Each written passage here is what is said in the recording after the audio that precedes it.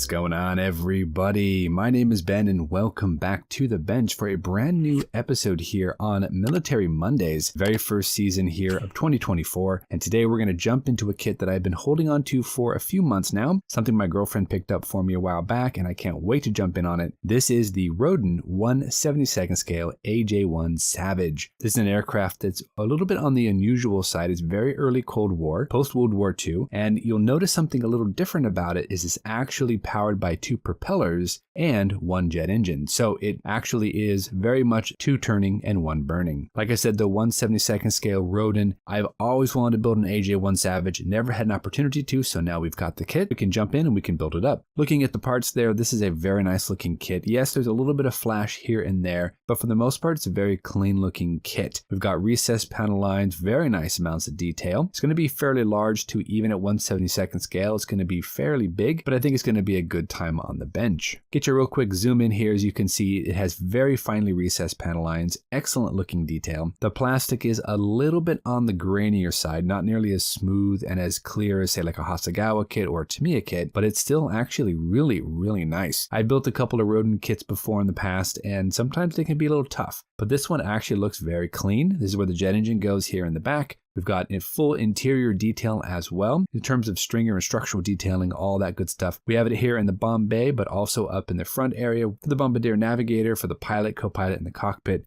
This is a very nice looking model kit. We do have an open door right here, which leads directly into the crew compartment, so that I actually might leave open just to expose some of that detail, but we'll see when we get there. Cockpit floor is actually 2 levels. We have the upper area, which is the pilot and co-pilot, and the lower area, which is the bombardier navigator. We've got little stairs that links between the two. We also have the tail cone right here, as you can see, for that single jet engine, and the nozzle is right here. This is one of those aircraft that has both propellers and single jet engine, so that's kind of neat, kind of why I like it. We do have a couple of very prominent ejector pin marks here on the backside of this part. I don't know what this part does, but we might have to come in here and trim these down, clean them up a little bit. But overall, the detail is crisp, clean, and looks pretty accurate. We are given a single bomb bay door, as you can see here, but it is scored. So I guess if you really wanted to get into it, you could cut these apart and then pose them open, because we do have a very interesting looking Mark IV nuke. I've never actually seen a model kit that carries one of these, so that's kind of interesting. Might not use it, might be for the spares box, but it's still a good thing to have on hand. Now I have noticed a few areas that might need a slight bit more attention. For example, check out the nacelles here. As you can see, we've got some really nice details. We've got some open vents, all that good stuff. But if you notice, one of these is actually still a little bit on the closed side. So that's going to have to be opened up, and I might actually want to thin these out,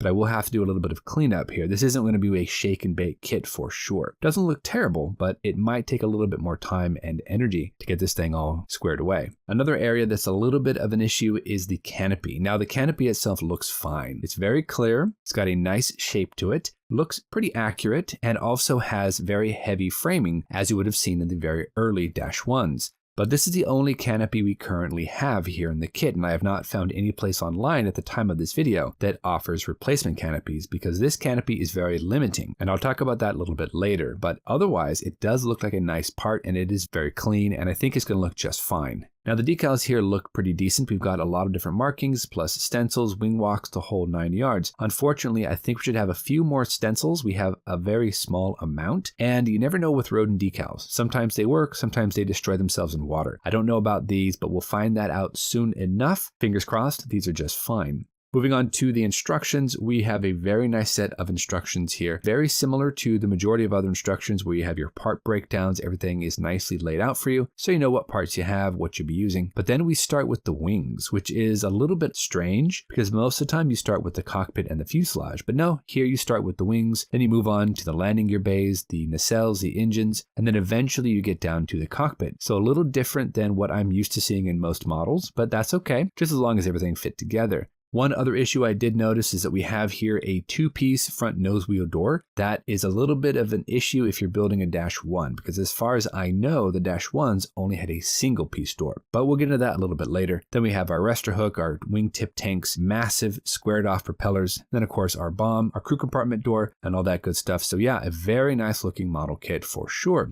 The coloring on this aircraft is going to be overall gloss sea blue. We've got a nice little color call out with our decals, and then we have our 3 different schemes that we can paint. Of course, they're all going to be dark sea blue. However, number 3 at the very bottom, this is a very accurate looking rendition of what I've seen in my references. Scheme number 1 and 2, unfortunately, they are a little off, and I'll get into that a bit later. Really 1 and 2 we can't really build, but 3 we definitely can. So we should be good to go. Now, if you know my channel and you've watched me before, you know I love my references, and this aircraft is one of those aircraft that's not really well known. However, for the Savage, we actually have this right here.